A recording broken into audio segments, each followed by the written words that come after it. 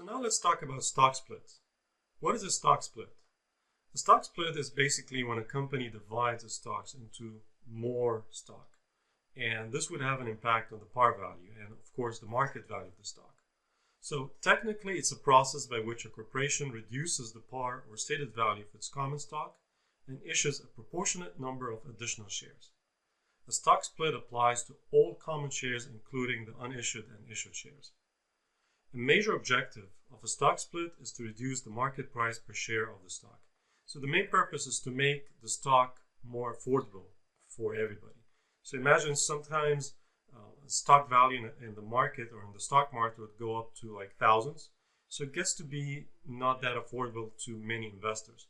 So as a way of making the stock more affordable to small investors, the company would go for a stock split. So let's imagine $1,000 stock gets split into 4, so it goes down to $250 each.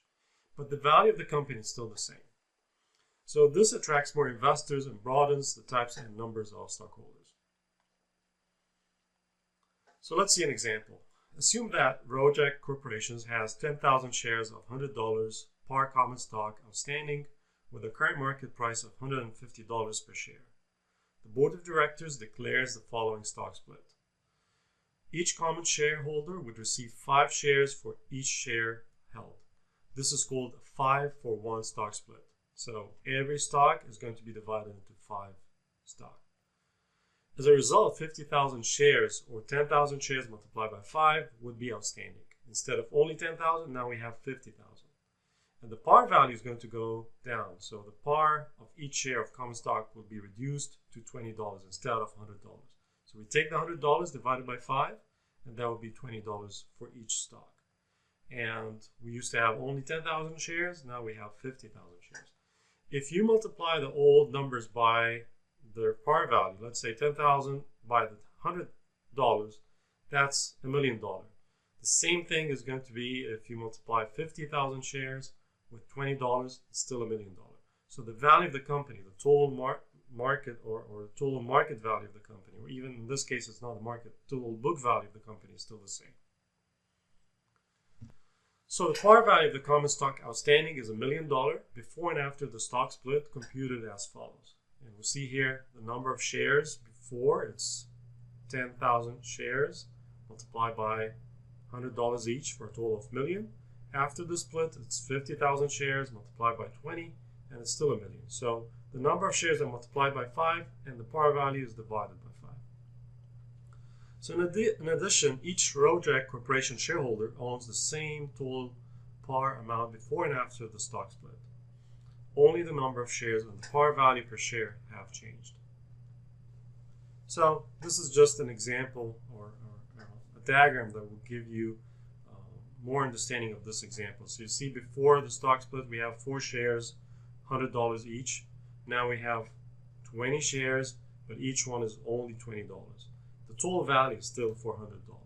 So the $400 total par value is the same, whether before the split or after the split. So as if you have one pie, but instead of having it divided by 4 pieces, now it's divided into 20 pieces. So stock splits do not require journal entry because only the par or the stated value and the number of shares outstanding have changed. So like from the accounting perspective, we just changed the numbers of the outstanding shares and the par value, but it doesn't have any requirement to record a new journal entry. So, however, the details of the stock splits are normally disclosed in the notes to the financial statements, and these are the ones that need to be changed. Now let's talk about treasury stock. And treasury stock, just to give you a simple idea what they are, it's basically when a company buys back its own stock from the market. Companies, in many cases, they can invest in other companies. That would be an investment. But when you buy back your own stock, that's not an investment. That's a reduction in your outstanding stock. So treasury stock is stock that a corporation has issued and then reacquired. A corporation may reacquire or purchase back its own stock for a variety of reasons. Some of these reasons include providing shares for resale to employees. So sometimes they want to motivate their employees to to buy their own shares, so they make them available for them, or to reissue as bonus to employees, so in the form of a bonus to some of the managers as a way of getting motivated for performance, or to support the market price of the stock. If they feel like the market price of the stock is undervalued, so what they do is that they buy it back, so they make the amount available in the market lower or fewer, and that would enhance the stock price. The cost method is normally used for recording the purchase and resale of treasury stock. So we'll try to see how the cost method works. So using the cost method, treasury stock is debited for the cost or the purchase price of the stock. When the stock is resold, the treasury stock is credited for its cost. Any difference between the cost and the selling price is not going to be recorded as a profit. It's going to be debited or credited based on whether we sell it for higher or lower than the cost to an account called paid-in capital from sale of treasury stock, which is part of your equity. But we never record a gain or loss out of the sale of our own stock. So let's see an example. Assume that a corporation has the following paid-in capital on January 1st. There's common stock for $25. It's 20,000 shares authorized and issued. And again, we don't really care too much about the authorized. What we care about more is the outstanding. And in this case, it seems like the outstanding is exactly the same as authorized and the issued. And again, the issued is what we actually issued in the market. So we took the $25 multiplied by 20,000 issued, and that's the 500,000. Then we have excessive issue price over par because maybe they were sold for price higher than the par value. So we have $150 additional to that. So the total equity is $650,000. The corporation entered into the following treasury stock transactions. On February 13th, they purchased 1,000 shares of its common stock at 45. And then later on, we have two selling transactions of these stocks. On April 29th, they sold 600 shares of the treasury stock for $60. And then later on October 4th, they sold the remaining 400 shares of treasury stock, but actually this time for a price lower than what they paid for, which is $40 per share. So the one in April was higher selling price, and then the one on October was lower selling price compared to the cost of these treasury stock. So let's see the journal entries. The journal entries to record the preceding transactions would be in the next slide here. So the February 13th, which is the purchase back of our own stock, we're going to debit treasury stock. And I want to remind you, treasury stock is not an asset. It's a contra equity account. So it belongs to equity, but it has an opposite nature. And as you remember, equity has a credit nature. The opposite to that is the debit. So that's why we are going to assume that the nature of treasury stock is the debit balance, because it's contra equity account. So whenever we're buying treasury stock, we're increasing the treasury stock, we debit it, and we credit the cash, and that was the purchase of 1,000 shares of our own stock, which we call it treasury stock. And how much they paid? 45 multiplied by 1,000, and that's how we got the 45,000. On April 29th, we had the first sale of some of these treasury stock. We didn't sell them all. We only sold 600.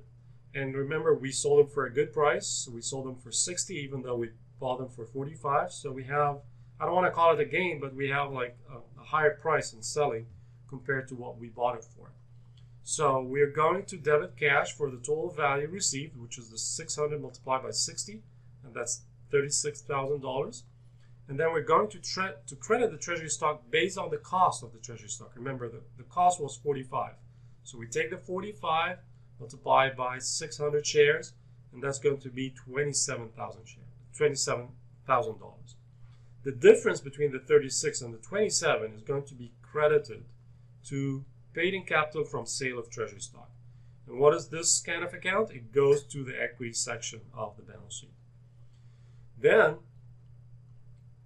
on October 4th, we sold the remaining 400 shares, but we sold them actually at a price lower than its cost, which is $40. So the cash is going to be the 400 multiplied by 40, which is 16,000. And then we credit treasury stock based on the cost, so 45 multiplied by 400, and that's 18,000. Now the difference is on the credit side. If we didn't have this balance of 9,000, we cannot really debit the paid-in capital from sale of treasury stock. If we didn't have this 9,000 balance, we should have debited retained earnings. But since we already have a balance from the previous transaction, and what we are going to use is less than the 9,000, we're going to debit paid-in capital from sale of treasury stock for $2,000, which is the difference between the 16,000 and 18,000 to make the debit and credit balanced.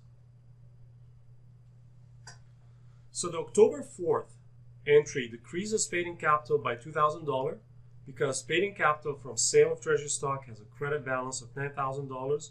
The entire $2,000 was debited to paid-in capital from sale of treasury stock.